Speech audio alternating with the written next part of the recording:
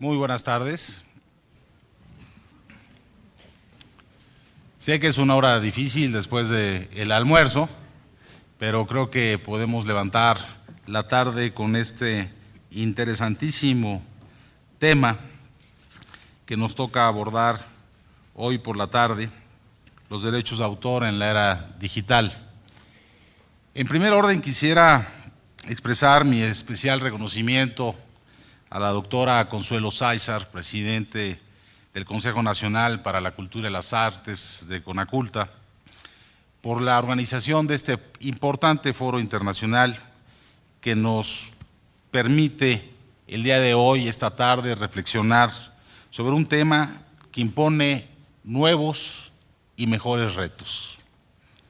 Asimismo, también quisiera agradecer a la licenciada Laura Emilia Pacheco, directora general de publicaciones de CONACULTA, y a todo su equipo de colaboradores por hacer posible la realización de este evento y el habernos reunido esta tarde. Y también agradecer a la licenciada Diana Magalini, directora nacional del Museo de Antropología, que nos acoge con este magno escenario en este museo tan importante, no solo de México, sino de toda nuestra cultura hispánica. Estimados amigos, el entorno digital nos impone nuevos retos en materia jurídica, económica, social y, por supuesto, en materia cultural.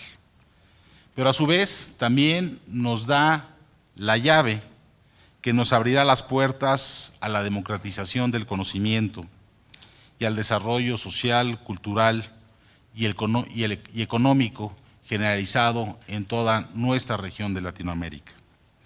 En este sentido, los invito a que reflexionemos juntos sobre los avances que enfrenta hoy el derecho de autor en el entorno digital o dentro de del orden digital.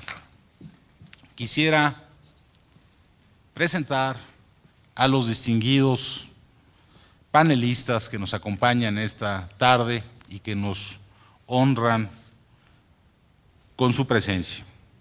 Tenemos en primer término al doctor Gonzalo Rojón, joven e importante economista que ha abordado junto con el doctor Ernesto Piedras brillantemente temas relacionados con el derecho de autor y con la cultura. El doctor Gonzalo Rojón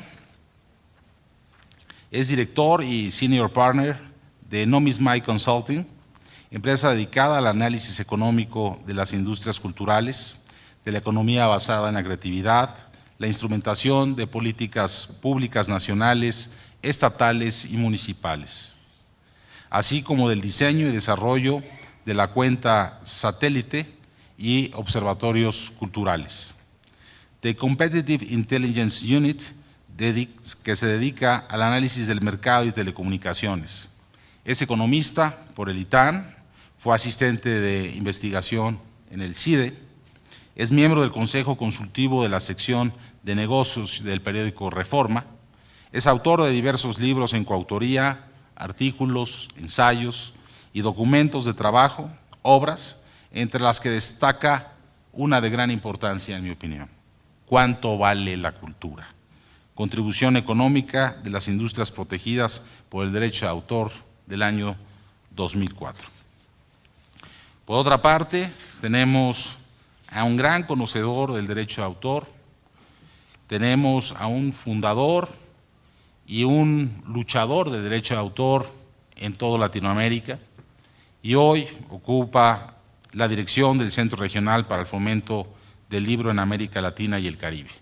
Me refiero a un distinguido abogado y propulsor del derecho de autor, el doctor Fernando Zapata López, que fue director de la Dirección Nacional de Derecho de Autor en Colombia, es miembro fundador del Centro Colombiano del Derecho de Autor, se ha desempeñado como consultor de la Organización Mundial de la Propiedad Intelectual y de la Secretaría Permanente del Tratado General de Integración Económica Centroamericana.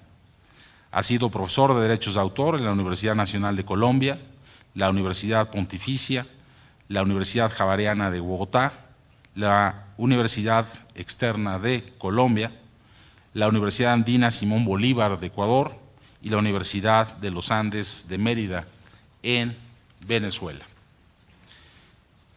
Te damos la bienvenida, Fernando, a este país que siempre ha sido tuyo. Gracias. También quisiera darle la bienvenida al licenciado José Luis Caballero, abogado litigante, gran conocedor de los derechos de autor en nuestro país, quien es socio fundador de la firma Jalife y Caballero, es licenciado en Derecho por la Universidad Nacional Autónoma de México y especialista en Derechos de Propiedad Intelectual e Industrial por la Universidad Panamericana, donde es actualmente catedrático. Cursó estudios de maestría en Propiedad Intelectual en la Universidad de Londres. Realizó estudios de Propiedad Intelectual en la sede de la Organización Mundial de la Propiedad Intelectual y en la Universidad de Georgetown. Es asesor, conferencista y capacitador de la OMPI y asesor del Centro Regional para el Fomento del Libro de América Latina y el Caribe, CERLARC. Forma parte del claustro de profesores del Diplomado Anual de Especialización en Derechos de Autor en la Universidad de Castilla-La Mancha, Universidad Pontificia de Comillas y de la Universidad Carlos III, todas estas en España. Bienvenido seas esta tarde, José Luis. Muchas gracias por acompañarnos. Pues bien, vamos a abordar este importante tema de los derechos de autor en la era digital y daría el uso de la palabra en primer orden al licenciado José Luis Caballero. Por favor, José Luis. Muchas gracias. Muy buenas tardes, tengan todos ustedes. Saludo en primer lugar muy respetuosamente a Laura Emilia Pacheco. Muchas gracias por esta inmerecida invitación a un evento tan importante. Desde luego a Consuelo Sáizar por haber igualmente tenido la iniciativa de organizar un simposio sobre el libro digital y a mis compañeros en esta ocasión de mesa, entre los cuales está Manuel Guerra, actual director general del Instituto Nacional de Derecho de Autor y, sin falsas modestias, la persona que con mayor iniciativa durante las últimas 2 décadas ha impulsado esta disciplina a nivel internacional. Con Fernando Zapata me une una relación de más de 20 años, solemos coincidir en muchas otras partes del mundo menos México, así que hoy tenerte en casa pues, es un privilegio. A Gonzalo tengo el gusto de conocerlo a través de Ernesto y hoy seguramente nos podrán ilustrar con datos y números propios evidentemente de la ciencia y de los economistas. Pero el tema que a mí me corresponde ventilar en esta ocasión tiene que ver precisamente con la agenda digital vinculada al derecho a autor y yo he elegido tratar específicamente el caso del libro electrónico. Trataré de hacerlo de una manera sencilla que permita que todos los que estamos aquí presentes pues nos podamos imbuir de cuál es la perspectiva desde el punto de vista del derecho a autor. Quisiera iniciar señalando que el tema digital de pronto surge en nuestro vocabulario como un tema absoluto y totalmente innovador. Yo les quisiera decir que la agenda digital está contenida dentro de la Ley de Derechos de Autor de México desde hace 15 años, desde el año propiamente de 1996, una vez que en el seno de la Organización Mundial de la Propiedad Intelectual se aprobaron 2 tratados fundamentales, el Tratado de la OMPI sobre Derecho de Autor, el Tratado de la OMPI sobre Interpretación, Ejecución y Fonogramas, y que en gran medida durante las discusiones de los distintos comités expertos tuvieron precisamente como propósito abordar la problemática que entrañaría precisamente el proceso de digitalización de las obras y su consecuente posibilidad de hacerlas accesibles al público a través, evidentemente, de los mecanismos de transmisión inalámbricos, como es específicamente el caso de Internet. De suerte tal que no estamos ante un tema que haya surgido ni durante los últimos 12 meses ni durante la última década. Ya es un tema hoy, desde el punto de vista de la discusión, absoluto y totalmente añejo, superado en muchas de sus partes, pero al mismo tiempo también ignorado en muchos de sus intríngulis de naturaleza evidentemente jurídica. Uno de los aspectos fundamentales en todos los procesos que tienen que ver con la tarea editorial tiene que ver precisamente con el contrato. El contrato, la pieza clave, porque es a través de este instrumento como se crean obligaciones que tienen efectivamente un carácter recíproco y así como obligan a una de las partes, le confieren derechos a la otra. En el ámbito editorial, la práctica contractual tiene obligatoriamente que descansar en documentos que por sus características y de acuerdo con los requisitos que hoy marcan nuestras leyes, deben constar inevitablemente por escrito. Este tema relacionado con el contrato es el que da pie o pauta al nacimiento de todos los derechos que a posteriori el editor va a poder ejercer en relación con las obras sobre las cuales adquiere evidentemente posibilidades de uso y explotación.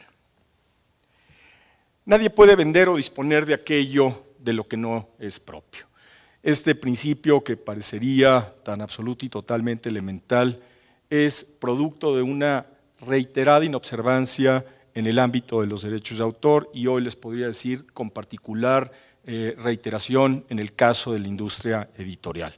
Hay infinidad de casos en donde los editores, por desconocimiento en la inmensa mayoría de los casos o por la falsa suposición de que han adquirido la totalidad de los derechos, disponen de aquello que evidentemente no han podido adquirir o no lo han hecho a través de las formas adecuadas y o previstas dentro de los ordenamientos o dentro de los propios contratos celebrados para tales efectos. Durante décadas hemos tenido una práctica contractual que ha estado total y absolutamente orientada al mercado analógico. No podía ser de otra manera, hubo una falta absoluta de previsión, de anticipación respecto del advenimiento de una nueva tecnología que permitiría a los editores el llevar a cabo nuevas formas de explotación de las obras y por lo tanto haber previsto con toda anticipación la adquisición de los derechos respectivos. Hace 30 años, hace 40 años, cuando los editores de música solían autorizar a los productores cinematográficos la inclusión de las obras musicales en las películas cinematográficas, solamente se preveía que la explotación de dichas películas en donde estaban sincronizadas las obras musicales podía llevarse a cabo a través de salas cinematográficas. Así lo decían los contratos. Cuando surgen los videocassettes, el Beta, el VHS, el Betamax, se da un problema fundamental en tanto el productor cinematográfico llevaba a cabo una explotación más allá de lo que los propios contratos preveían y surgieron problemas en aquella época de muy compleja resolución. Ese es uno de los ejemplos que mejor ilustra cómo la falta de anticipación a la existencia de nuevos métodos o medios de explotación acarrea limitantes importantes a quienes invierten cantidades muy importantes en el desarrollo o producción de bienes culturales. Y esto, evidentemente, en la práctica editorial ha traído un importante atraso en lo que se refiere a la adquisición de los derechos que oportunamente debieron de haber sido adquiridos por gran parte de los editores de libros. De esto se desprende una realidad que lamentablemente prevalece en Latinoamérica. Gran parte de los editores solo son titulares de derechos de publicación análoga respecto de los libros que forman o conforman sus fondos editoriales. Para ello basta darle una simple revisión a los contratos que muchos de los editores han suscrito con los autores para percatarse precisamente que el único derecho que en su momento adquirieron fue aquel que les permitía llevar a cabo la explotación de las obras en formatos única y exclusivamente impreso. Y esta es una realidad que se puede constatar en cada uno de los casos a través básicamente de la lectura de aquellas cláusulas que describen la naturaleza de los derechos o modalidades de explotación adquiridas y que en aplicación también de los principios de interpretación restrictiva del derecho de autor, todo contrato debe entenderse siempre en lo que más favorezca los intereses del autor cuando existe duda respecto del alcance o la interpretación que deba darse al mismo. Muchos de estos contratos igualmente tampoco prevén la posibilidad de que los editores cedan a su vez los derechos contenidos en los contratos.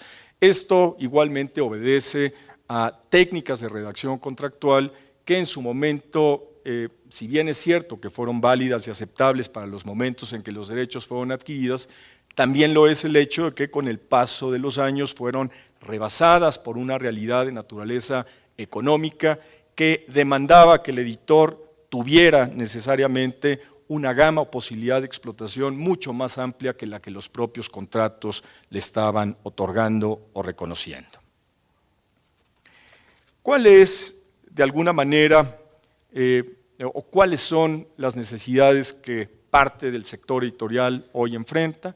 Bueno, pues una muy importante, que es la posibilidad de llevar a cabo una digitalización legítima de los fondos editoriales de la que son titulares, y otro de los temas que me parece fundamental como parte de la perspectiva del derecho de autor es una adecuación obligatoria, indispensable y necesaria de los contratos mediante la celebración, bien sea de convenios con los autores para adquirir esos derechos o modalidades de explotación, o bien sea a través de la suscripción de nuevos contratos que ya prevean expresamente este derecho y modalidad específica de explotación a efecto de legitimar los actos de comercialización de obras digitalmente concebidas.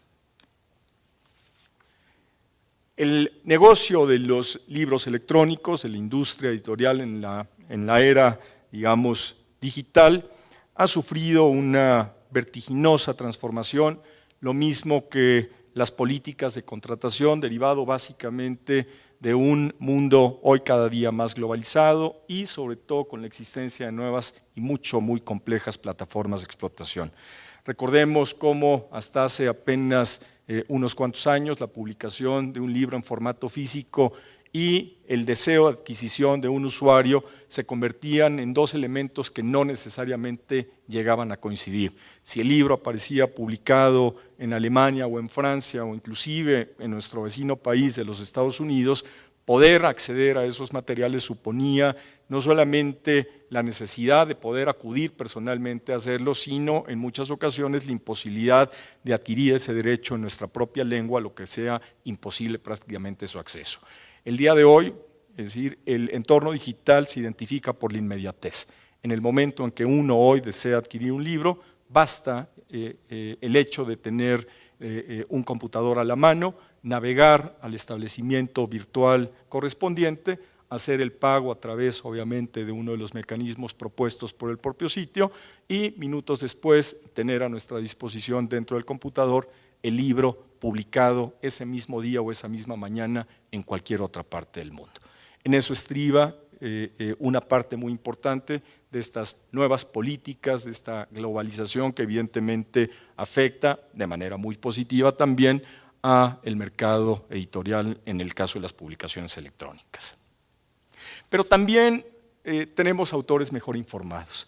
Debo decir que con el paso evidentemente de los años y también debido a políticas de Estado, políticas públicas de concientización de la importancia que los derechos de autor suponen para los propios creadores intelectuales, se han visto fortalecidos en sus estrategias de negociación y particularmente en esta posibilidad de oponerse ya de forma mucho más decidida y con mejores herramientas a la cesión global de la totalidad de los derechos que les asisten o les corresponden sobre sus respectivas obras.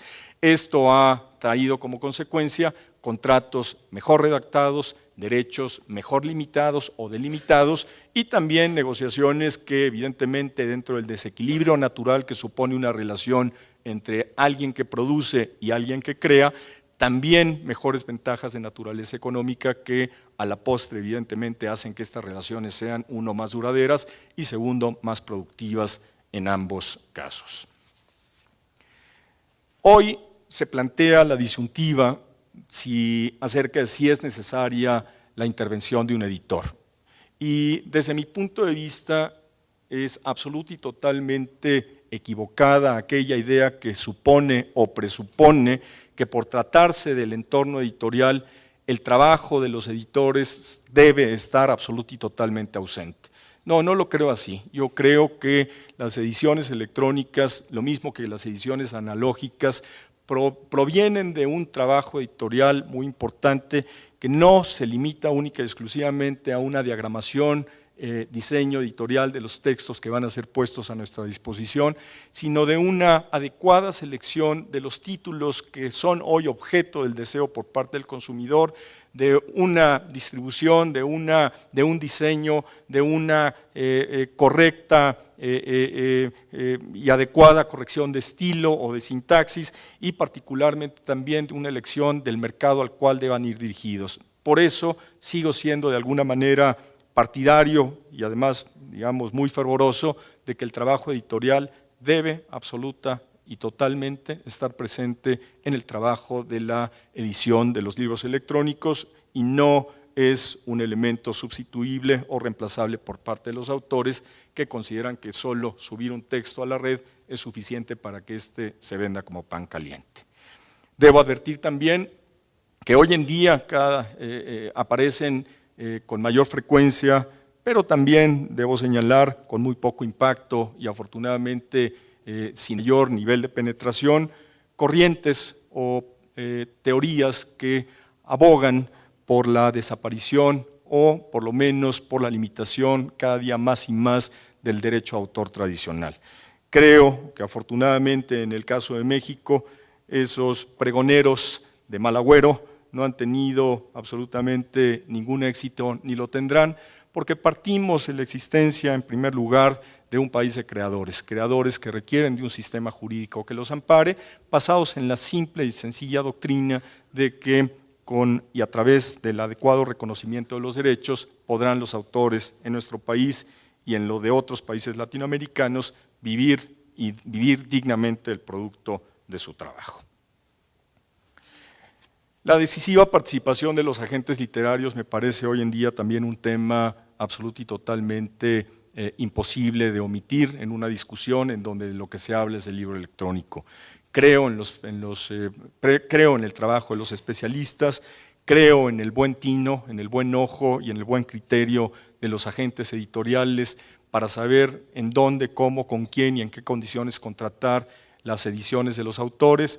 No obstante lo cual, en nuestro país, lamentablemente, esta es una figura que no ha tenido, digamos, la presencia que uno deseara, ni tampoco han tenido necesariamente la fe o la confianza de nuestros propios autores, que en la inmensa mayoría de los casos han recurrido a agentes literarios del extranjero para que posteriormente regresen a nuestro país a negociar los propios textos creados por los mexicanos. Los tiempos cambiarán y seguramente habrá mejor oportunidad para que gente con visión y con talento pueda desarrollar estas actividades con absoluto y total éxito. El continuo empleo de contratos tradicionales de los formatos de edición análoga ha traído como consecuencia que a través de su tropicalización tengamos frente a nosotros verdaderas aberraciones jurídicas. Durante décadas he sostenido que el hecho de copiar y pegar, que es una tarea que mucha gente lleva a cabo de manera indiscriminada, no tiene como consecuencia la realización de un contrato que tenga los efectos o los alcances que muchos de ustedes o inclusive de nosotros suponemos. Tropicalizar un contrato a través del simple cambio o sustitución de algunas palabras para reemplazarlas por otras, creyendo que con eso los derechos son eficazmente adquiridos, evidentemente no sucede en la inmensa mayoría de los casos. El contrato debe ser motivo de un trabajo de diseño, de estrategia, evidentemente de una definición clara y precisa de las categorías de derechos a adquirirse y por ende supone necesariamente la participación de profesionales para estos efectos. La contratación de derechos digitales encuentra efectivamente muchas similitudes con el entorno analógico. Sin embargo, son mayores también las diferencias, muchas de ellas de naturaleza irreconciliable, que demandan siempre un tratamiento absoluta y totalmente diferenciado. Los derechos digitales importan de una manera muy sintética, primero la definición de la independencia de los formatos. No es lo mismo el formato análogo que el formato digital y por ende el contrato debe expresamente prever en qué caso se licencia o se autoriza o se cede uno y en qué caso el otro.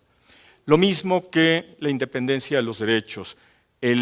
La autorización para explotar o usar una obra de una manera determinada, es decir, por ejemplo, a través de su reproducción en formatos físicos, no supone de manera simultánea la autorización para explotarla en todos los formatos existentes y o otras modalidades de explotación, como por ejemplo sería su adaptación para un guión cinematográfico. Si no está expresamente estipulado, evidentemente es un derecho no concedido. Tenemos que tratar también temas relacionados con el número de ediciones y los ejemplares objeto del contrato. Aún en el entorno digital, la delimitación de ambos conceptos es absoluta y totalmente factible y posible de llevar en el terreno práctico. Tenemos también aspectos relacionados con la determinación del ámbito de explotación temporal. ¿Cuánto dura el contrato? ¿Por qué tiene esa duración? ¿Y qué sucede, evidentemente, al llegar al momento de su expiración? Es decir, cuáles son los efectos de la terminación de un contrato de esta índole. También hay que tomar en consideración cuál es el ámbito de explotación espacial, es decir, esto se refiere al país o países o territorios en los cuales una obra puede llevarse a cabo su explotación y que hoy en día a través de los recursos tecnológicos adecuados permite o inhibe que los libros se descarguen en territorios para los cuales el editor no ha destinado de manera primaria la descarga de esa obra en particular. Si ustedes hoy intentan descargar un libro, por ejemplo, de Amazon, que no está destinado para el consumo latinoamericano, se encontrarán una noticia que lisa y llanamente define que el usuario se encuentra en un país para el cual la descarga el día de hoy no se encuentra permitida. Tecnológicamente es perfectamente factible llevar a cabo una delimitación de esta naturaleza. Y también tenemos que tomar en consideración un aspecto fundamental que es la fijación del importe de las regalías. Probablemente muchos de ustedes no sepan que hoy la media del pago que prevalece en el ámbito de los libros digitales es el 25% de lo que el editor recibe a su vez de quien se lleva o de quien lleva a cabo el acto de colocación a través de la plataforma tecnológica respectiva.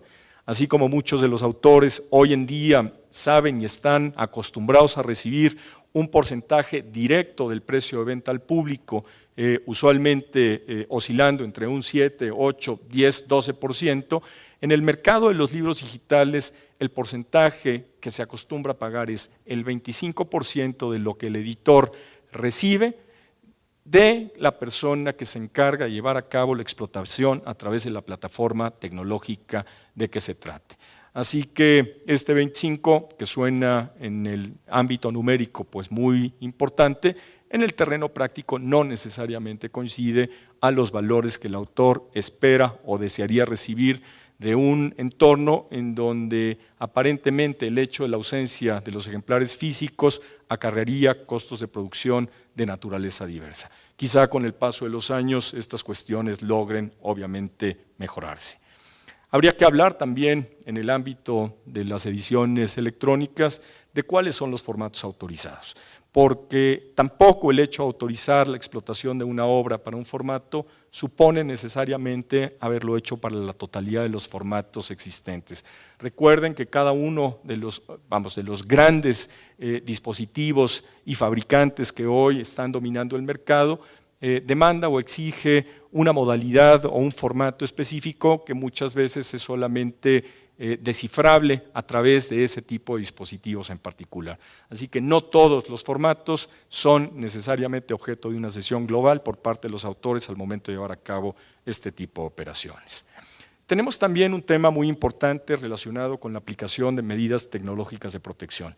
Esta es una posibilidad que hoy editores y autores de manera conjunta adoptan para evitar precisamente en la medida de lo posible que una obra que ha sido autorizada para su descarga pueda ser a su vez redistribuida de forma indiscriminada en perjuicio de los intereses de autores y desde luego de los editores correspondientes, como la inhibición de facultades de descarga, de pegado, de copiado o inclusive el límite de copias que se permiten a partir del acto de descarga, precisamente para garantizar que una obra de esta naturaleza evidentemente no va a ser objeto de un acto de depredación absoluta. Más aún, hoy tenemos este fenómeno de la nube, en donde hoy aparentemente ya quien compra una obra ni siquiera se convierte en propietario de nada porque no hay un acto como tal de descarga, sino simple y sencillamente de aparición o de, pues básicamente de eso, de una aparición de los textos dentro de los dispositivos y su eliminación en forma posterior al momento en que ésta ha sido consumida por el lector de que se trate. Tenemos evidentemente un tema fundamental que es la adecuada negociación de los derechos de explotación subsidiarios que permiten a los editores la adquisición de una gama muy importante de posibilidades de usar la obra en forma distinta de lo que ha sido el mercado primario de explotación, es decir, derechos de adaptación para publicaciones seriales, derechos para libros condensados, derechos para la adaptación para guiones cinematográficos, y así sucesivamente, que deben ser motivo de una estrategia específica y por ende de una tarea de negociación pues muy ambiciosa y muy bien guiada. Los valores agregados que hoy forman parte fundamental de los libros electrónicos, que son audio y video, hoy son libros que permiten no solamente leerse, sino escucharse e inclusive interactuar con estos y que le dan evidentemente un valor añadido a las producciones. La transferencia de derechos a terceros para permitir o posibilitar, entre otros casos, por ejemplo, la traducción de la obra a otros idiomas y que forman parte fundamental de las políticas de negociación que todo editor debe seguir. ¿Cuál es la experiencia latinoamericana en relación con estos temas? Pues yo lo sintetizo en 7 puntos. Primero, una ausencia de derechos de publicación digital sobre sus propios fondos editoriales. Lo he dicho, lo sigo diciendo y creo que esta es una realidad que hemos de superar con el paso del tiempo.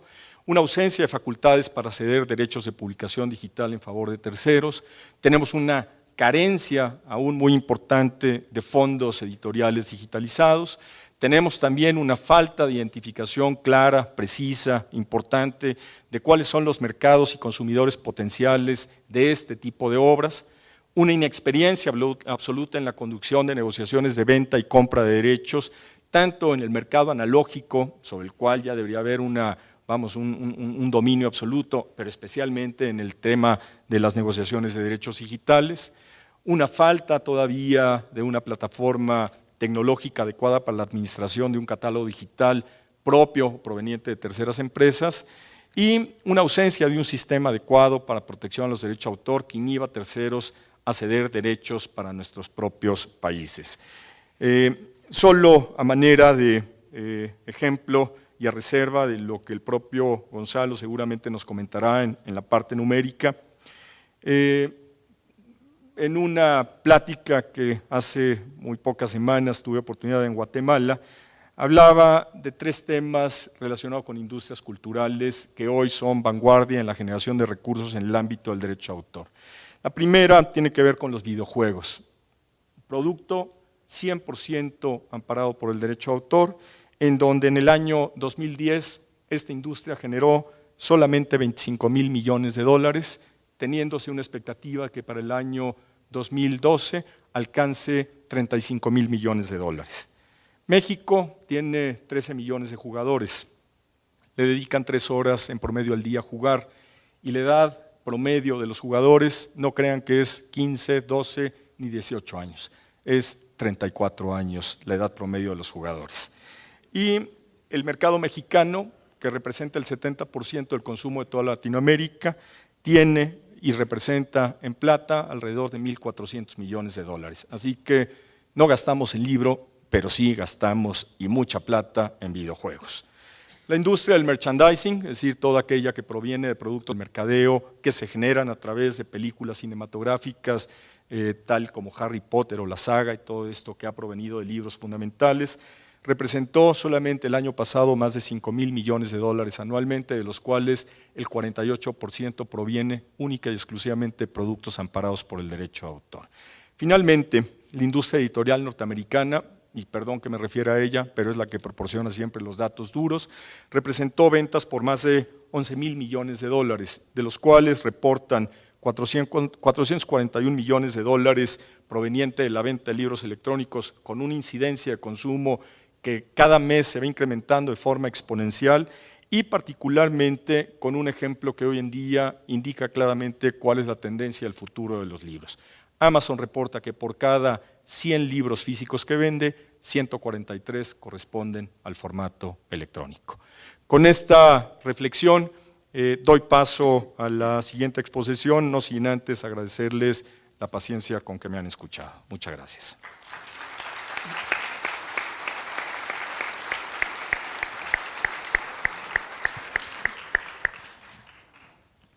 Muchas gracias a José Luis Caballero por su presentación tan precisa, tan puntual, tan llevada de la mano sobre estos temas tan importantes que es la era digital. Yo creo que el momento de la era digital ha sido un parteaguas en la historia del hombre, así como lo fue la revolución industrial para nuestros abuelos o bisabuelos o tatarabuelos, según de la perspectiva que lo veamos. También la era digital ha causado y causará seguramente un gran impacto en nuestra era moderna. Este sueño de Leibniz de poder tener un lenguaje común, es decir, un lenguaje binario, donde toda la información, las imágenes y el sonido son transportadas a base de ceros y unos con este lenguaje binario y que hoy pueden ser captadas desde múltiples y diversos aparatos, y basta el ejemplo de los i o iPhone o hay esto o hay lo otro o todo lo que empiece con i, usted está transformando la forma de desenvolvernos en este mundo que abre las puertas para la era del conocimiento. Muchas gracias, José Luis. Tiene el uso de la palabra el doctor Gonzalo Rojón. Por favor, Gonzalo. Muchísimas gracias, Manuel. ¿Me escuchan? ¿Se escucha? Bueno. Sí. Sí, perfecto. Muchísimas gracias, Manuel. Quisiera agradecer antes que nada al CONACULTA por la invitación a este simposio y también agradecer a mis compañeros de mesa. Yo, como bien lo dijo Manuel, soy economista, entonces a veces me siento un poco ajeno a estos temas de las industrias culturales. Sin embargo, ya llevo varios años trabajando en ellos y espero que cada vez más seamos los economistas que nos adentremos en estos temas como forma o herramienta pues para demostrar lo que vale el sector, ¿no? Y es un poco lo que les quiero mostrar. Y también, como mencionaba al inicio Manuel en mi bio, pues también estoy un poco ligado a las tecnologías de información y comunicación, entonces comparto esta parte de las industrias culturales y también las TICs, ¿no? Yo creo que es una parte en este momento esencial en las cuales están convergiendo y por todos estos aparatos que estamos utilizando actualmente, lo que mencionaban, las iPads, los teléfonos, los iPhones, las computadoras, pues básicamente lo que está cursando a través de eso pues son contenidos, ¿no? Y eso corresponde totalmente a las industrias culturales. Desde hace algunos años, ya llevamos un poco más de 10 años en la consultoría con Ernesto Piedras también, seguimos haciendo estos análisis acerca de cuánto vale la cultura. Recuerdo que la primera vez que sacamos este análisis, que fue para 1998, pues causó mucha irreverencia, ¿no? Como un economista se atrevía a ponerle un valor a la cultura. Sin embargo, lo que nos empezamos a encontrar es que cada vez que seguíamos haciendo este tipo de análisis, pues realmente estábamos dando herramientas pues para pedir presupuestos, financiamientos y muchas cosas más. Entonces, fuimos muy bien acogidos. En el 98 podemos ver que las industrias culturales fueron alrededor de 6.7% del PIB. En el 2003 fueron equivalentes a 7.3% del PIB de México, lo cual es una cantidad impresionante, ¿no?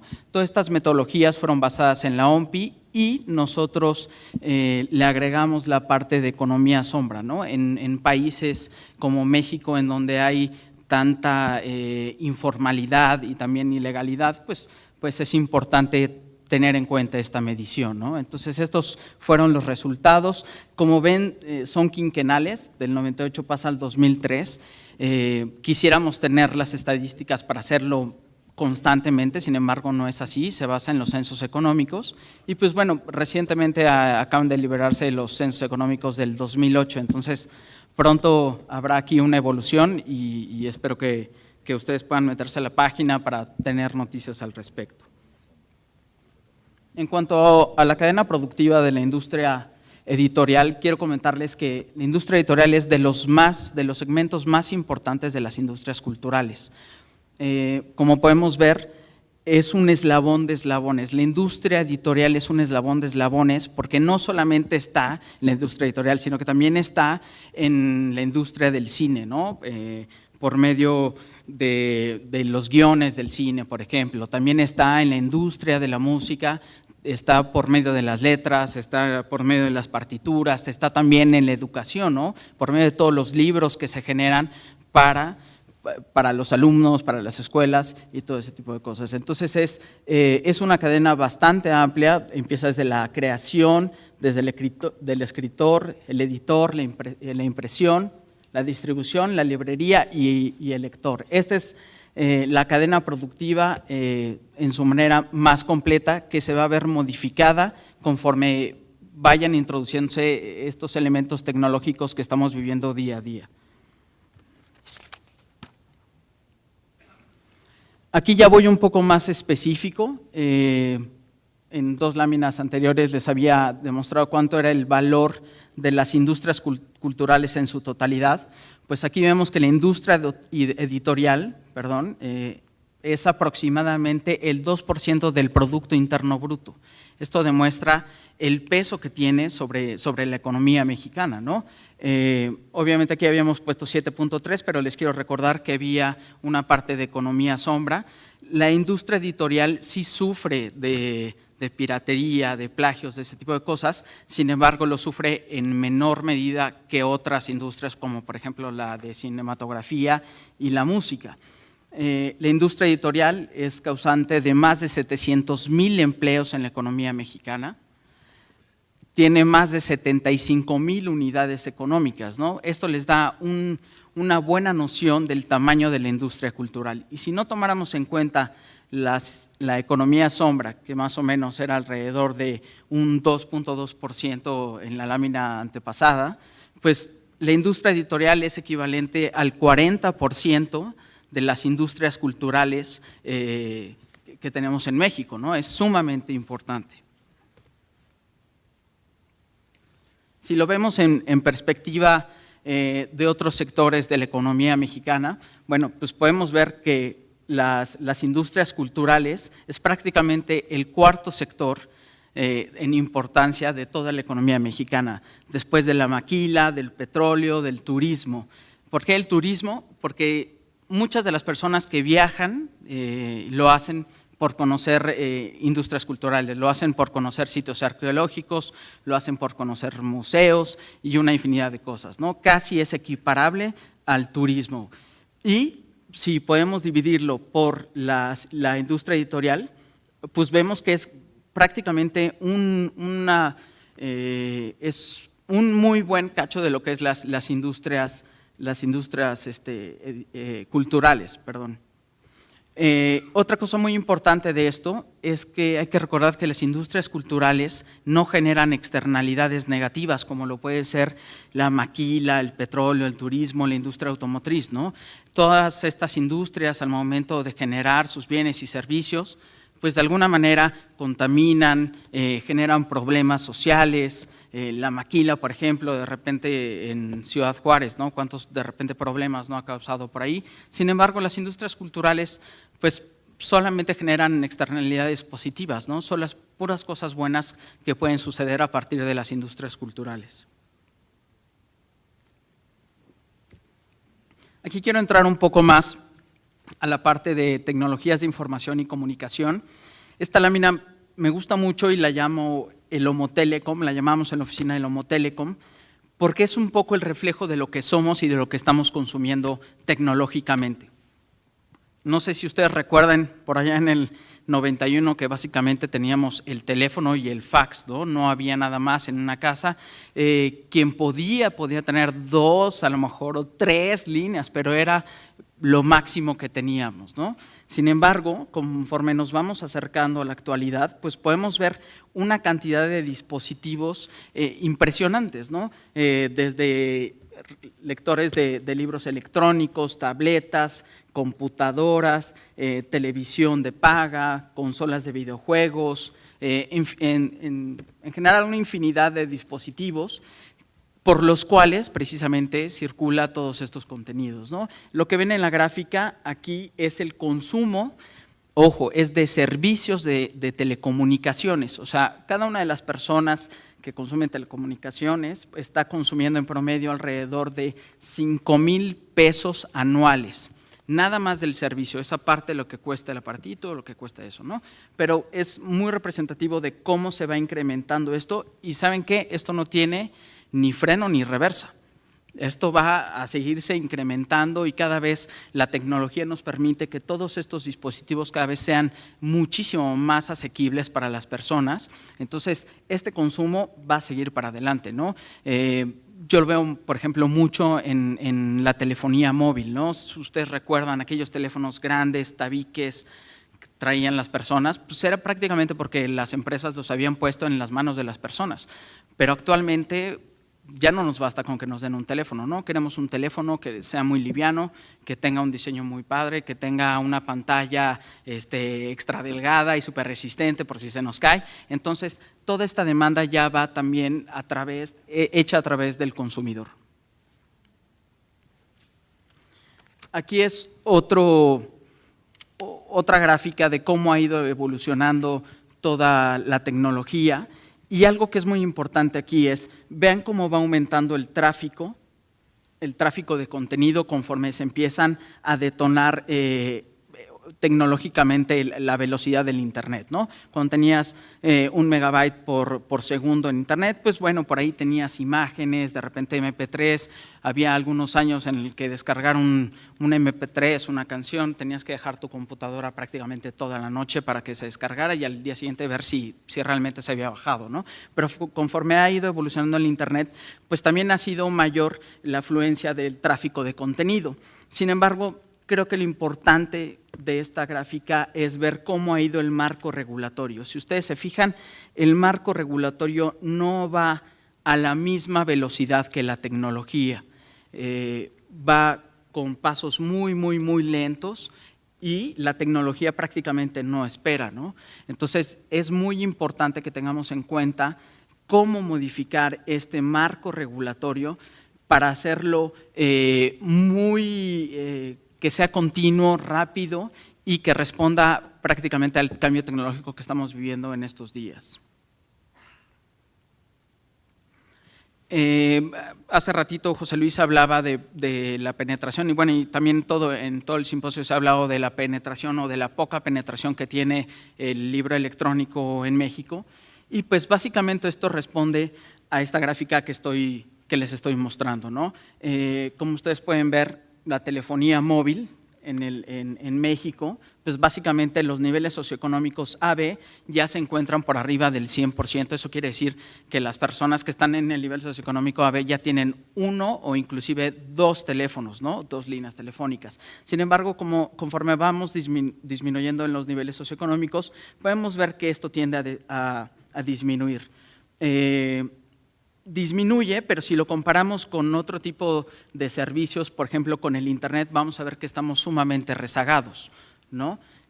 Por ejemplo, en el Internet, prácticamente las personas que están en C duro y en D, pues prácticamente están por abajo del 35% de penetración, lo cual es pues sumamente bajo y sobre todo si lo comparamos con países latinoamericanos o iguales a nosotros en características económicas y sociales, ¿no? Por la parte de televisión de paga podemos ver exactamente lo mismo. Entonces, la gente de alguna u otra manera está rezagada en cuanto a la adquisición de ciertas tecnologías que precisamente impactan también en la penetración del libro electrónico.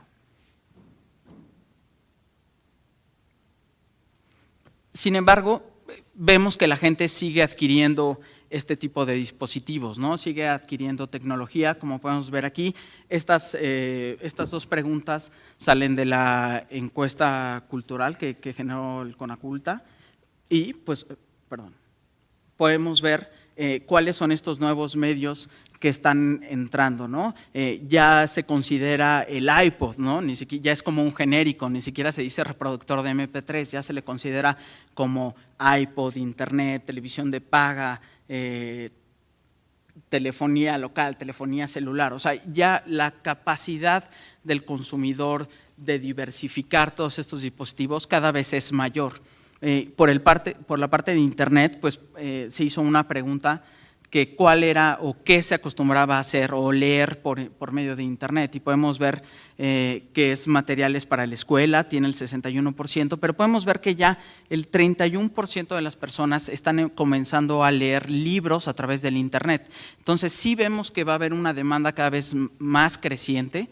Y entonces hay que empezar a establecer todos estos modelos, como lo mencionaba José Luis, pues para que funcionen adecuadamente. Este es básicamente cuál era el modelo antiguo o el actual y cómo se va a modificar, ¿no? Yo creo que es muy importante mencionar que por ahí de repente hay algunas personas que quieren decir cuál es el modelo actualmente. Yo creo que no hay un modelo definido actualmente, qué es lo que va a suceder. Esto está en constante cambio y sin embargo yo creo que va a haber una combinación, una coexistencia de ambos modelos, ¿no?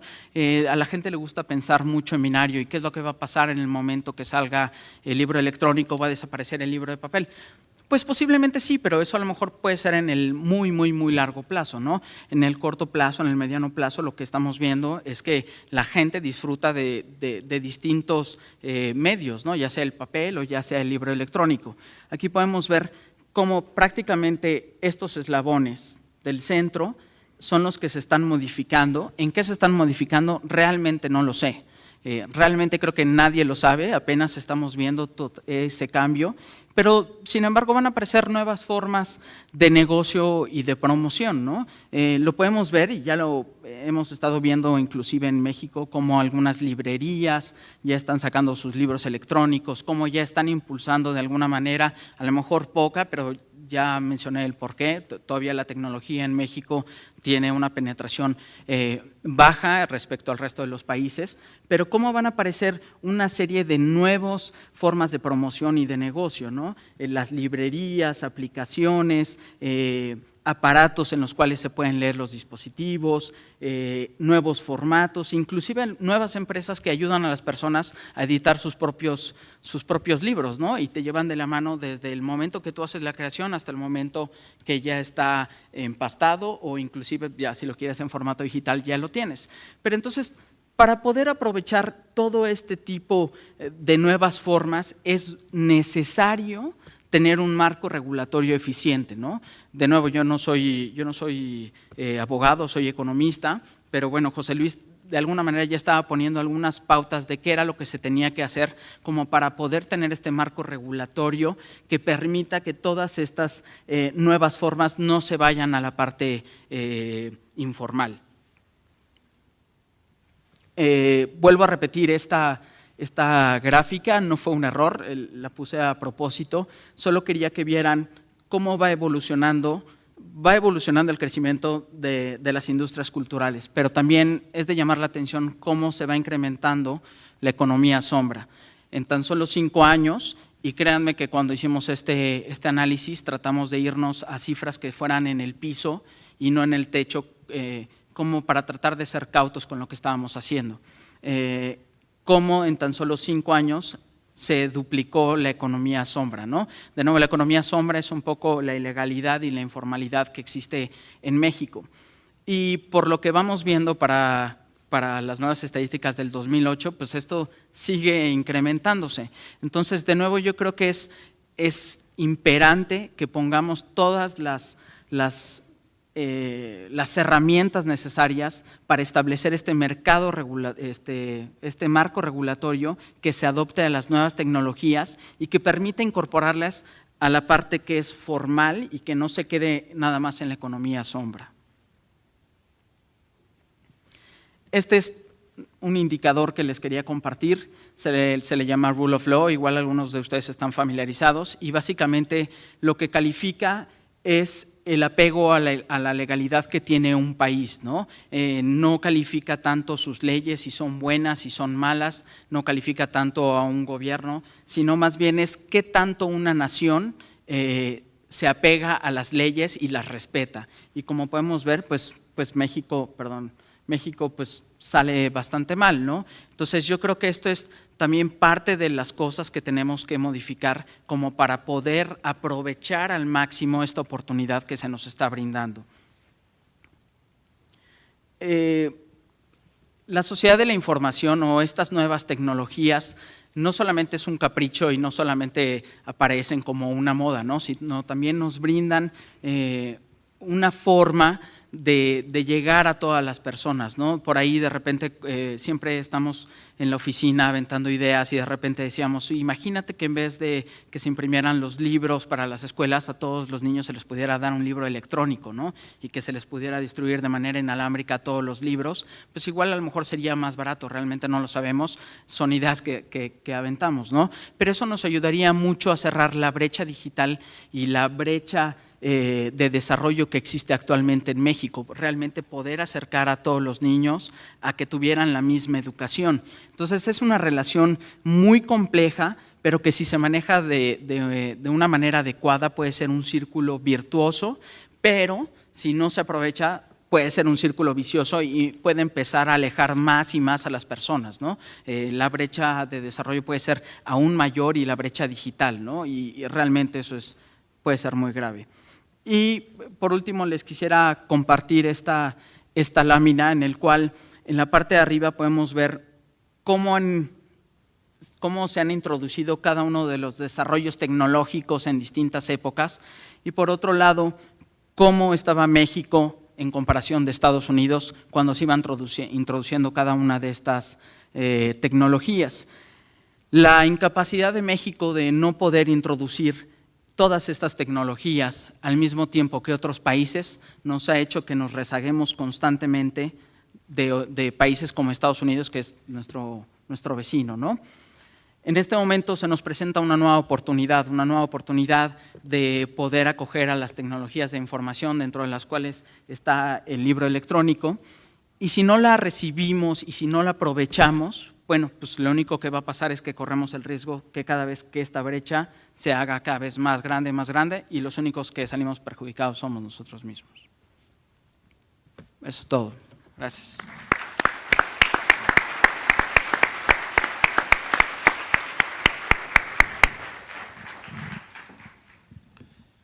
Muchas gracias, estimado Gonzalo, por tu presentación.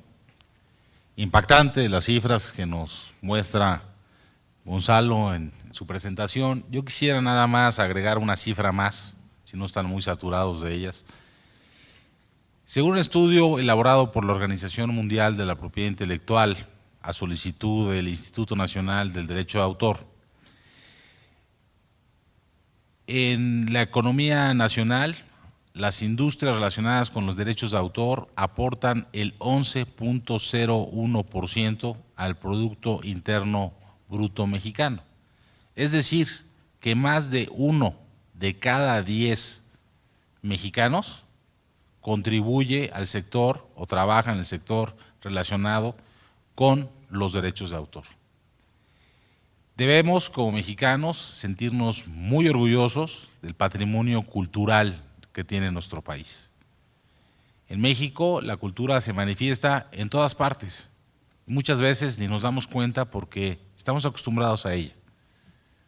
Muestra pues, este Museo de Antropología en el pasado, pero la obra del arquitecto Ramírez Vázquez, que es la obra arquitectónica que nos recibe aquí, pues es otra muestra más. El sonido tan perfecto que tenemos aquí con estos cubos, la creación cultural que tenemos en México en todas sus manifestaciones y la importancia de contar en nuestro país con instituciones que cuiden y protegen el patrimonio cultural, instituciones tan importantes que lo fomentan, lo administran, lo organizan y cada día lo superan, como es el caso de Conaculta, es lo que nos ha dado la facilidad de poder tener estas cifras que hoy Gonzalo nos muestra. El cuidado de la cultura en México es lo que ha ayudado a tener las cifras tan impactantes en el Producto Interno Bruto. Así que nos debemos sentir muy orgullosos del patrimonio cultural que tenemos los mexicanos, que no en muchos lugares del mundo lo pueden hacer. Sin más preámbulo, quisiera darle la voz a la voz experta del doctor Fernando Zapata en su presentación. Te escuchamos con mucha atención, Fernando. Gracias, Manuel. Muy buenas tardes a todos. Permítame primero manifestarles a toda la audiencia mi complacencia de estar nuevamente en esta sala, en este hermoso museo, en esta ciudad, en este lindo país, acompañado de tan buenos y queridos amigos. Todo eso gracias a Conaculta, que hizo posible al convocar este simposio que estuviéramos hoy acá. Así que Laura Emilia, Consuelo, muchas gracias, Socorro. Es verdad que esto es una muy buena oportunidad. Quisiera transmitirles también a ustedes una no tan buena noticia, y la transmito en este foro porque se trata del libro, y una de las personas que más ha hecho por el libro, o que más hizo por el libro en América Latina y el Caribe, como fue don Richard Uribe, subdirector del libro del Centro Regional para el Fomento del Libro de América Latina, el CERLAL, falleció en la tarde de ayer en Bogotá. La verdad es que lo lamentamos mucho, sé que muchos de los presentes en esta sala lo conocieron, lo trataron, y todos en el continente tenemos que agradecerle a Richard lo que por el libro, en todas sus facetas, hizo por él. Bueno, yo quisiera abordar este tema en este simposio sobre el derecho de los autores en el entorno digital de los libros, haciendo algunas referencias de tipo puntual, de todas formas vinculadas al derecho de autor. Y quisiera iniciar refiriéndome al tema de la globalización. Yo pienso que la sociedad o la humanidad a través de todas las épocas ha tenido una pretensión globalizadora. Y esa pretensión globalizadora ha variado, se ha distinguido de etapa en etapa de la vida de los hombres, según las capacidades de los mismos. Pero de esa pretensión lo que uno tiene que señalar es que desde los fenicios y antes de los fenicios, el deseo de los hombres, los que llegaban a otras sociedades, a otros territorios, era imponer sus costumbres, sus formas, sus manifestaciones, sus deseos, sus hábitos. Hoy tenemos esa igual pretensión, una sociedad global, quizá más global que antes. Y esa globalización mayor de hoy solo es posible por los medios de comunicación, por el desarrollo tecnológico. Así que uno pudiera decir que esa globalización en cada momento de la historia de los seres humanos ha tenido unas características. Y esta también las tiene, por supuesto, y muchas de ellas se han destacado en estos 2 días de trabajo en este simposio, de una manera que resaltamos realmente, porque hemos visto cómo han interactuado de manera excepcional la humanidad o las humanidades o el sentimiento humanístico con la tecnología. Y se han presentado de manera articulada y nos han hecho ver, nos han señalado aquellos aspectos que seguramente tendremos que corregir. Una de esas características de la sociedad global de hoy es lo que ya mis colegas han señalado, particularmente Gonzalo. Vivimos en una sociedad del conocimiento, donde el discurrir, el intercambio de ideas, de conocimiento, ha desplazado a otros bienes, como generadores de riqueza, como generadores de empleo, como factores de desarrollo. De suerte que hoy economistas, políticos, sociólogos, reconocen en el conocimiento el valor que hoy le hemos dado con estas cifras. Y ese conocimiento se expresa en contenidos, y los contenidos son imágenes fijas, bien sea fotografía o audiovisuales o movimiento, sonidos y textos. Ese contenido de imágenes, sonidos y textos es lo que discurre por la red, casi en un 90%. Y también esos sonidos, esas imágenes y esos textos constituyen el objeto de protección del derecho de autor y benefician al sujeto protegido, que son los autores, en esta forma de propiedad, porque tenemos otras formas, de las cuales no nos hemos ocupado ciertamente en este simposio, pero que de manera definitiva también contribuyen a esta sociedad global caracterizada por un discurrir permanente del conocimiento con valor absoluto. Son los artistas intérpretes de obras audiovisuales o de obras musicales, los productores fonográficos, los organismos de radiodifusión, que fijan sonidos unos y emiten señales los otros, también transportando contenidos. Por eso a mí me gusta acudir a una frase casi de batalla de mi amiga Milagros del Corral, en que uno tiene que distinguir en este momento, en que no estamos en una era de cambios, estamos en un cambio de era. Eso es lo que estamos viviendo en este momento. Y ese cambio de era tiene sus paradigmas, y todos esos paradigmas los han señalado, los han destacado, los han ponderado, los han criticado durante estos 2 días de simposio. Esos son los paradigmas que distinguen esta sociedad que actualmente nosotros vivimos. Yo podría, a título de recoger, sin detenerme en ellos, mencionar, por ejemplo, el avance exponencial de las tecnologías de la información. Quizá no nos ocupamos de eso día a día, ni minuto a minuto. De pronto podía ser muy atropellador para la cotidianidad de uno, pero uno ha de pensar que nunca antes el ser humano había asistido a un desarrollo tecnológico como el que ha tenido que asistir en los últimos 40 años. Nosotros, una misma generación, hemos vivido el antes y el después de un mismo desarrollo tecnológico. Eso es un privilegio de quien nos ha tocado vivir esta era. Anteriormente no era así. Muchas generaciones vivieron con energía y murieron en ella, con la luz eléctrica. Y aún hoy podemos señalar que muchas regiones en el mundo no alcanzan a tenerla. Gente que vivió y murió dentro de la radio o de la televisión. Nosotros hemos registrado, por fortuna, muchos desarrollos tecnológicos que han sido muy útiles, sumamente útiles, pero que rápidamente han sido desplazados por otros. Y hoy las empresas de tecnología precisamente radican su posición en el mercado, sacando ya prácticamente cada 12 meses un nuevo dispositivo que desplaza al anterior. Y este llega con más utilidades, con más funciones. Que las tecnologías de la información están creando nuevas formas de acceder al contenido, sí. Han transformado los hábitos de lectura, han generado nuevos nichos de mercado, pero particularmente las tecnologías de hoy han acercado a las personas al goce y al disfrute de las obras. Antes del desarrollo tecnológico que hoy disfrutamos, el uso de la obra, el acercamiento a la obra implicaba no solo un razonamiento intelectivo, sino una serie de movimientos o de pasos físicos para acceder a la obra que comenzaban desde la ida a la tienda a buscar el bien cultural que queríamos. Hoy en día está al alcance de la mano de un clip y ya tiene uno el mundo a sus pies en forma de contenidos como los que he expresado.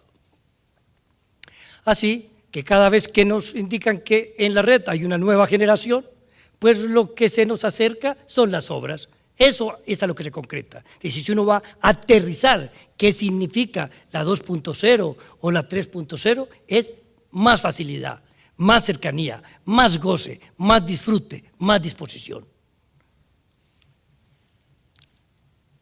Lo mismo podemos decir de la lectura.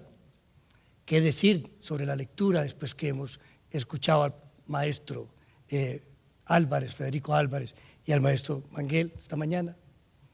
Yo creo que sobrarían de mi parte cualquier reflexión sobre el particular.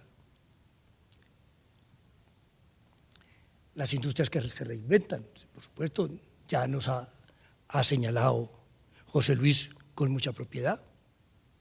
La necesidad de los editores, en el caso específico de los libros, de revisar los contratos, de mirar aspectos como el territorio, por ejemplo, como los derechos a explotar, como las regalías, cómo ver la independencia de las diferentes formas de utilización o de la explotación, hace parte de la reconversión al interior de estas empresas. Y es lo que sin duda alguna hace de un editor tradicional a un editor que está en la punta. Y eso significa que ha revisado sus prácticas en función de poner su actividad al día.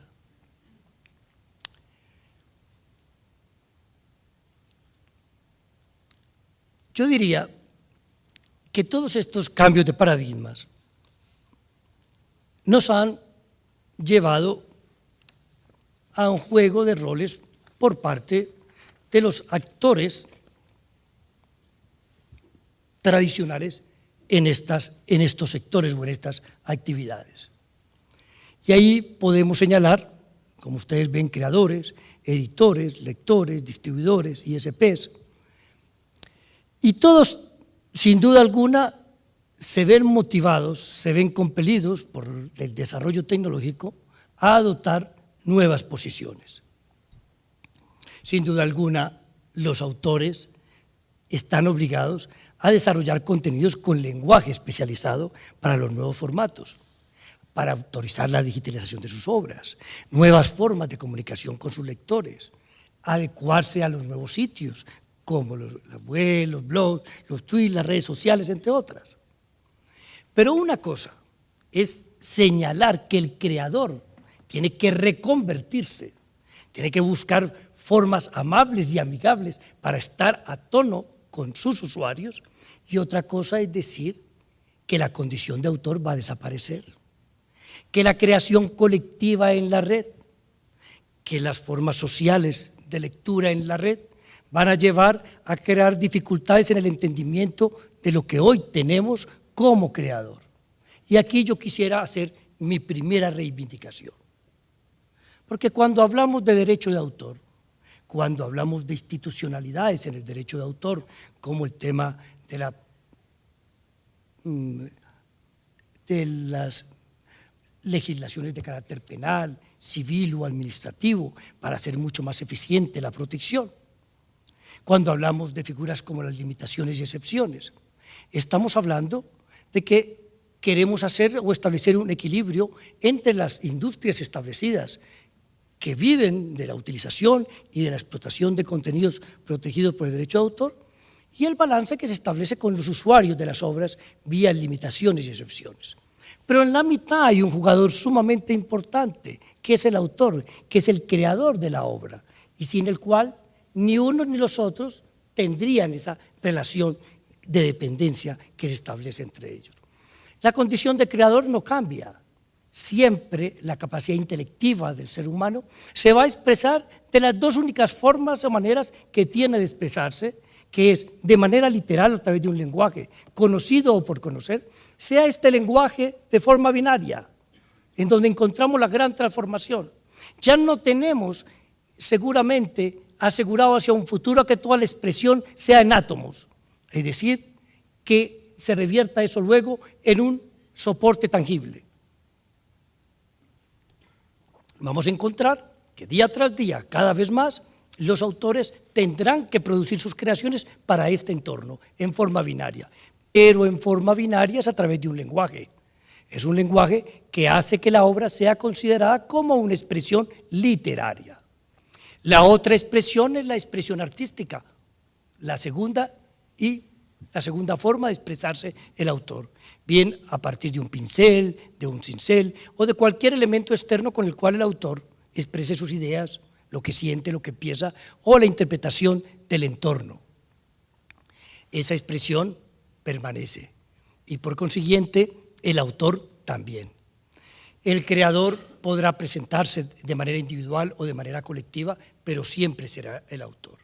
Cuando decimos que en la red se admite la posibilidad, como por ejemplo en Wikipedia, de que muchas personas aporten, una cosa es que ese mundo de personas, 10, 20, 40, 100, 1000, 10.000, aporten sin mencionar la condición de autor o la autoría que tienen, y otra cosa es que eso dé pie para señalar que allí la figura del autor se desvanece.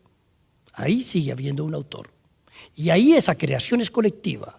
Asiste a un llamado, a una vocación, coordinada y dirigida por una persona natural o jurídica que admite o que permite que muchas personas contribuyan a un mismo fin, pero sigue habiendo autor.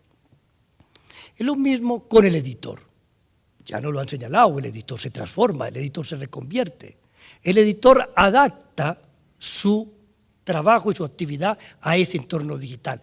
El editor seguramente en el camino va a perder socios tradicionales, el del papel, el de las tintas, y todas estas personas que contribuyen a hacer que el editor en el mundo analógico haga posible presentar libros.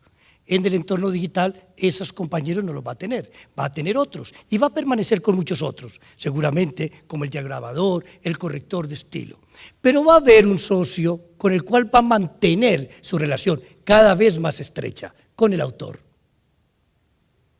El autor y el editor van seguramente a estrechar más su relación, porque autor y editor se enfrentan a una realidad. No era la situación de antes, en donde el editor no sentía ninguna amenaza. Hoy el editor siente muchas amenazas, aquí lo han dicho.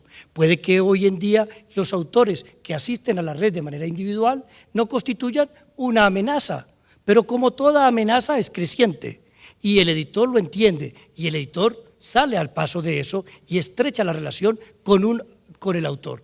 Y por eso los contratos de edición a estos efectos tienen hoy en día que cumplir una función mucho más importante que la que podía cumplir en el pasado. No nos detenemos en la discusión de si el libro desaparece o no. Hace 2 años, 3 años, quizá hasta antes de que Umberto Eco hablara con tanta autoridad, muchas personas en el mundo le apostaban a la desaparición del libro. Hoy ya lo tenemos claro, que no. El libro cambia de ropaje, se presenta de otra manera.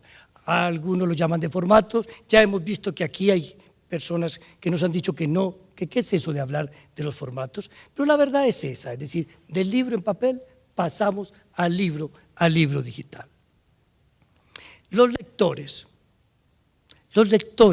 los usuarios de las obras, sin duda, son los grandes beneficiarios de todo este cambio de paradigmas, característica de esta sociedad global. Y por eso he puesto ahí una expresión: acceder a los contenidos de forma legal y seleccionar formas de uso acorde a los derechos de autor. Porque es por aquí donde el derecho de autor pareciera hacer aguas. Es a esto que se refiere mi amigo José Luis cuando dice pareciera existir una actitud contraria al derecho de autor.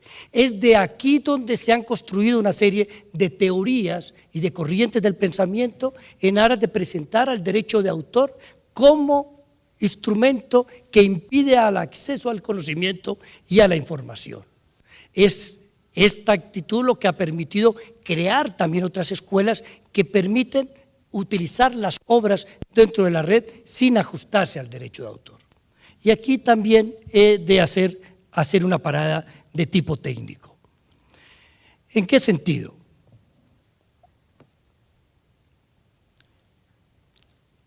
Los lectores, como lo he reiterado minutos atrás, gozan de la posibilidad de acceder a muchos repertorios, a repertorios en diferentes lenguas, a repertorios que expresan diferentes culturas, a repertorios que expresan diferentes posiciones políticas.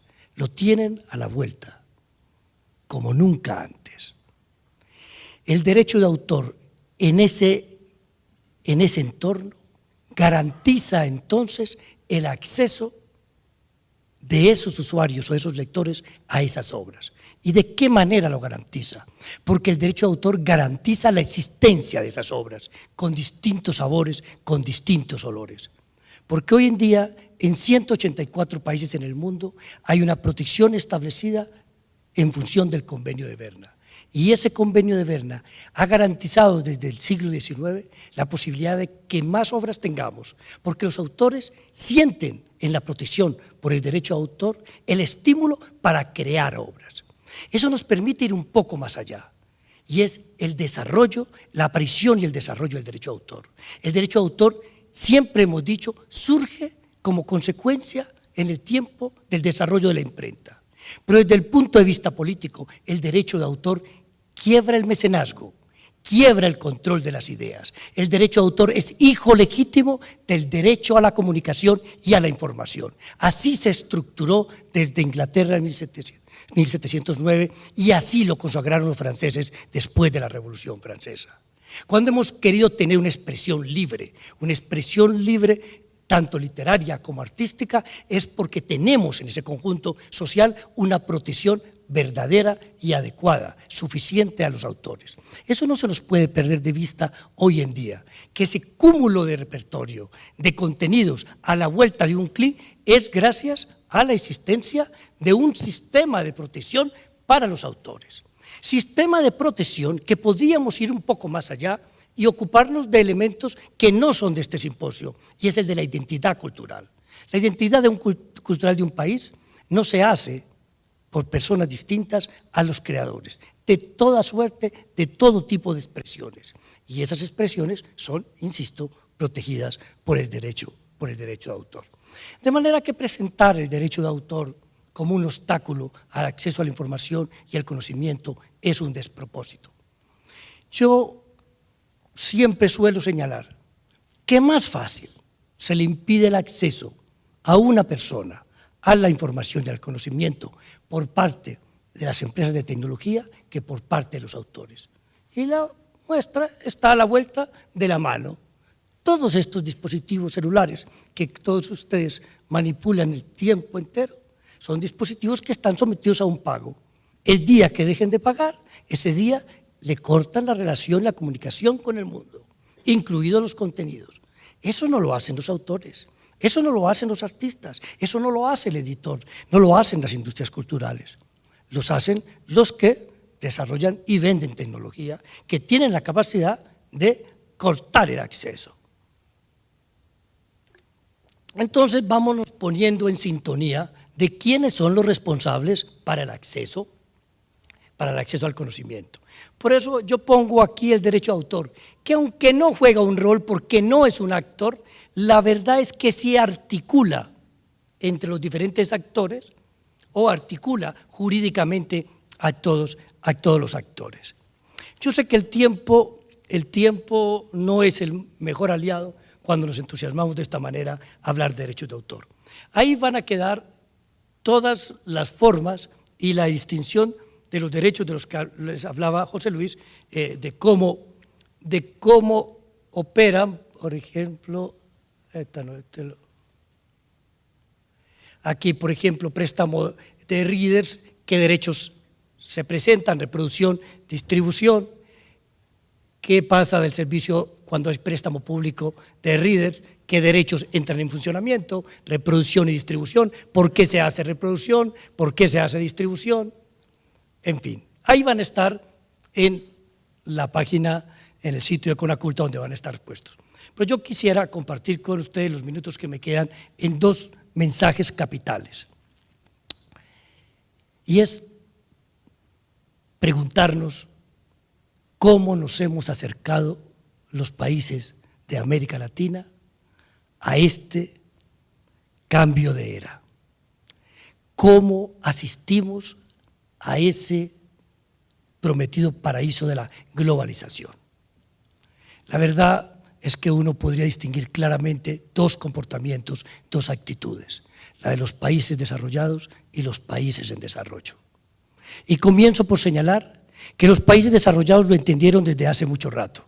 Esto que Gonzalo nos lo explicó, comenzaron a estudiarlo los americanos, los europeos y los japoneses desde finales de los años 60. Por eso ellos asistieron a la última ronda del GATT en Punta del Este, Uruguay, en 1986, con todo sabido. Sabían qué significaba para la economía de los países los derechos de propiedad intelectual. Por eso plantearon creación de normas, principios y disciplinas. Y de allí salieron los famosos acuerdos ACPIC, los acuerdos de propiedad intelectual relacionados con el comercio, que le dieron a estos contenidos la condición de mercancía. Y por eso cuando uno viola un derecho de autor o cuando un juez o la justicia reiteradamente en un país saca fallos contrarios a la protección, ese país es llamado al orden en el marco del comercio internacional. Pero este entendimiento de los países desarrollados no fue el mismo entendimiento de los países en desarrollo. Por una parte no tenían informes, no tenían el diagnóstico, no tenían el número que les dijera que esto era importante a la economía. Sin embargo, a pesar de que eso fue como una constante, y hoy el caso de México se repite en muy pocos países en desarrollo en el mundo. América Latina podría uno contarlos en esta mano y sobra un dedo, de los países que han hecho ese estudio. Pero paralelamente no hay ningún país en desarrollo que no haya comprometido el comercio de todos sus bienes, bien sean bienitos, finitos o infinitos, como son los del conocimiento, en un tratado de libre comercio. Hoy el mundo está cruzado por tratados de libre comercio, que a imagen y semejanza en materia de derecho de autor de los tratados de la OMPI del 96, comprometen a esos países en la protección de esos derechos. ¿Por qué lo plantearon así los países desarrollados? Porque ven en las cifras de la cultura esa dimensión económica que genera empleo y desarrollo y riqueza. Para nosotros también. Para este país, ¿qué tal? Está aquí expresada. La riqueza de este país está sin duda en muchos bienes materiales, en muchos recursos naturales, pero su gran riqueza es la cultura y hace de México un país que se distingue culturalmente en el mundo. Y esa cultura se protege por derecho de autor. Pero la comprensión de este fenómeno económico y político no es igual en nuestros países que en Europa y en Estados Unidos. Porque este tema no está instalada en la agenda de las personas que hacen política. No se hace política a partir de esto. Es decir, ustedes lo han señalado de diferentes maneras. Y yo lo repito porque es un lugar común en todos nuestros países de América Latina.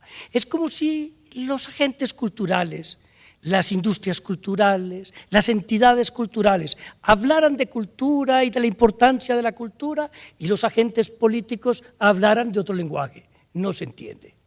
Sin la instalación en la agenda política de estos temas, el camino es más difícil. Es posible que se necesiten normas, pero más que normas se necesita voluntad política.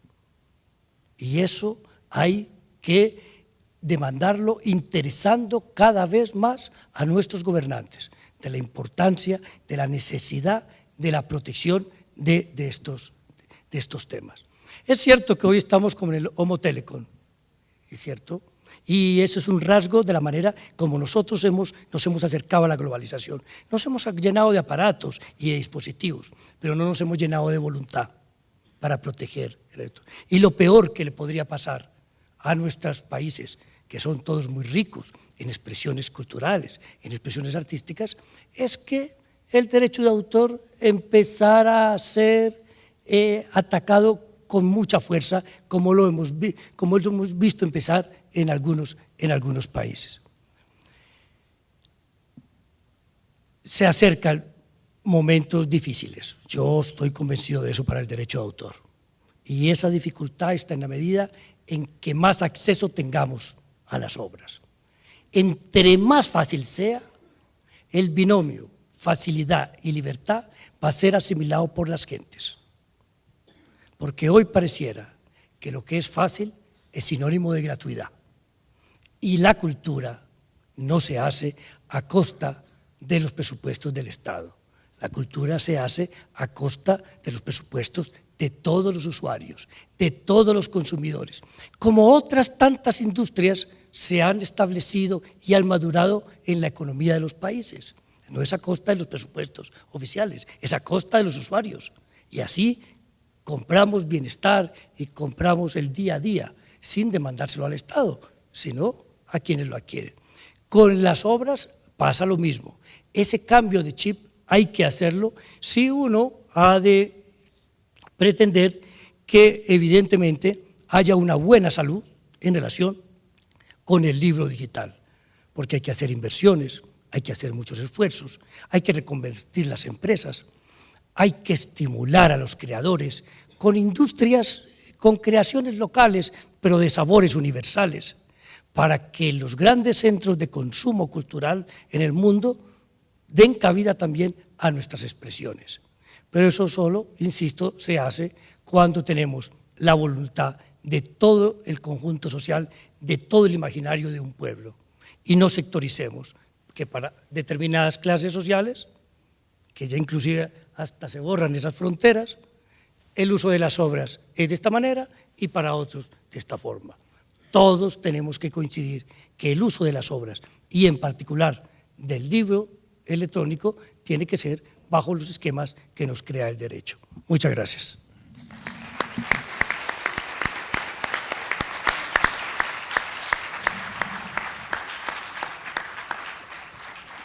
Muchas gracias al doctor Fernando Zapata, y como él atinadamente señalaba, vivimos un cambio de era y considero que la cultura es nuestra gran ventaja para todos los mexicanos y también es el propio orgullo de los mexicanos. Muchas gracias a estos expertos por sus valiosos comentarios y a todos ustedes por su participación en este foro organizado por Conaculta. Que pasen ustedes muy buena tarde. Muchas gracias. Muy bien, don Manuel. Muy bien, mira, qué puntualidad hemos tenido. Buenas tardes, gracias por su asistencia. Los esperamos mañana. Desde las 8 de la mañana estará instalada la mesa de registro para que puedan ir llegando los que sean muy puntuales y estemos listos para la primera mesa de trabajo. Y les anunciamos que continúa transmitiéndose el tercer seminario del derecho de autor en el ámbito editorial. Gracias y buenas tardes.